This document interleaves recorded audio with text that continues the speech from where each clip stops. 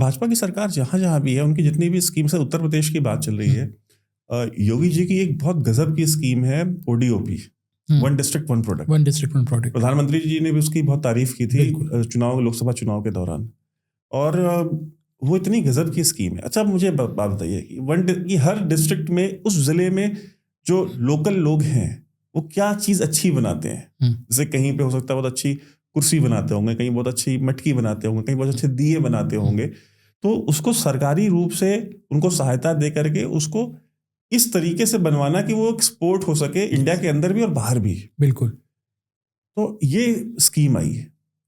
उस स्कीम में अब मुझे बात बताइए कि ये इस तरह के पेशों से, ये जो हैंडलूम या इस तरह के पेशों से जुड़े हुए लोग कौन से समाज से आते हैं? क्या राजपूत समाज से आते हैं? मैं राजपूत समाज से नहीं। क्या ब्राह्मण समाज से आते हैं? नहीं। क्या वैश्य समाज से आते हैं? नहीं। मैक्सिमम ओबीसी हैं और पिछड़े हैं। अति पिछड़ा वर्ग जो है, जो दलित समाज है, वो ये काम करता है। ठीक है। अब सोचिए कि एक स्कीम बना करके सरकारी रूप से उनको, मतलब आपने पैसा थोड़ी बहुत ज्यादा दिया, उन्होंने सुविधाएं दे दी, ईज ऑफ बिजनेस दे दिया। बिल्कुल। ठीक है। सरकारी तंत्र का सहयोग दे दिया कि भाई डीएम, अगर आपको कोई प्रॉब्लम है आप सीधा डीएम से संपर्क करें। डीएम का काम है कि इंश्योर करे कि इनको कोई दिक्कत नहीं होनी चाहिए, इनको अगर पैकेजिंग में कोई समस्या है तो डीएम इंश्योर करे। तो एक तरीके से हम देखते हैं ना कि इतना बड़ा लाभ उनको दिया। मतलब ये इस तरह के कार्य हम सिर्फ भाजपा की सरकारों से ही देख पाते हैं, जहां पे वो सीधा कनेक्ट करते हैं जो ग्राउंड, जैसे जनधन योजना थी। आप इकोनॉमिस्ट हैं, इतना बड़ा नेटवर्क जो था लोगों का, बिना बैंक अकाउंट के रातों रात उनके पास बैंक अकाउंट आ गए, और बैंक अकाउंट आ गया तो उनको इंस्टीट्यूशनल लोन मिलने लगा कम इंटरेस्ट पे। ये भी एक इंपॉर्टेंट बात है। और सब्सिडी सीधा उनके अकाउंट में जाने लगी। और वो पैसा जो आपका मनरेगा का ग्राम प्रधान खा जाता था वो पैसा सीधा उनके अकाउंट में जाने लगा। मैक्सिमम शिकायत तो यही है ना भाजपा के खिलाफ।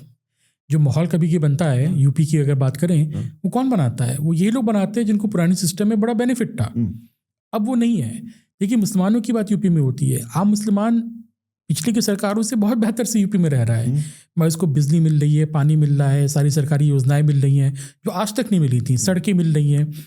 दिक्कत किनको है? दिक्कत उनके नेताओं को है, जिनकी आदत थी पिछले 100 साल से, आज की बात नहीं है, दंगा करने की, गुंडागर्दी करने की, फसादात करने की, धमकाने की, अपना काम कराने की, ब्लैकमेल करने की सरकार को।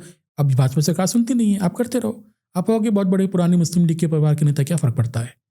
तो ये इन लोगों की समस्या है। ये जो परिवर्तन यूपी में आया है, व्हाट मोदी सरकार हैज डन, आपने इंटरेस्टिंग बात बोली। देखिए, पहले क्या होता था कि अगर आप किसी दलित जाति से आते हैं या अति पिछड़ी जाति से आते हैं, आपको किसी सरकारी योजना का लाभ उठाना है, तो आप किसके पास जाएंगे? अपने लोकल नेता के पास जाएंगे, विधायक के पास जाएंगे। जो लोकल पावर स्ट्रक्चर होता है, उसमें अधिकतर जो वहाँ की डोमिनेंट कास्ट होती थी, जिस जिले की, जिस इलाके की, अब वही आपका काम करा पड़ता था। It was a kind of a bonded, political bonded labour, कि आपका काम तभी होगा जब हमारी पार्टी को आप वोट दोगे, क्योंकि हम आपके नेता हैं, हम इंश्योर करेंगे कि आपको सरकार की सुविधा मिलेगी कि नहीं मिलेगी। अब डायरेक्ट करने से क्या हुआ है, ये पूरा सिस्टम हिल गया है।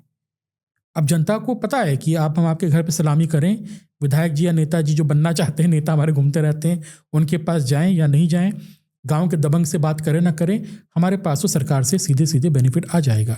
So it has deepen democracy, it has strengthen democracy. वो जो डर थी ना पहले, पॉलिटिक्स ऑफ अनफ्रीडम, कि आप डर के रहते थे कि नहीं, हम ये नहीं करेंगे तो हमारा राशन बंद हो जाएगा, ये नहीं करेंगे तो हमारा ये नुकसान हो जाएगा, वो खत्म करने का काम मोदी सरकार ने इस टेक्नोलॉजी के माध्यम से किया है। ये आपने इंटरेस्टिंग बात बोली। मैं थैंक यू सो मच दोस्तों, आपने अभी तक ये क्लिप देखी, लेकिन अगर आप पूरी वीडियो देखना चाहते हैं तो उसकी डिटेल्स डिस्क्रिप्शन बॉक्स में भी है और पिन कमेंट में भी है, और आपके स्क्रीन पर भी फ्लैश करेगी। बहुत बहुत धन्यवाद।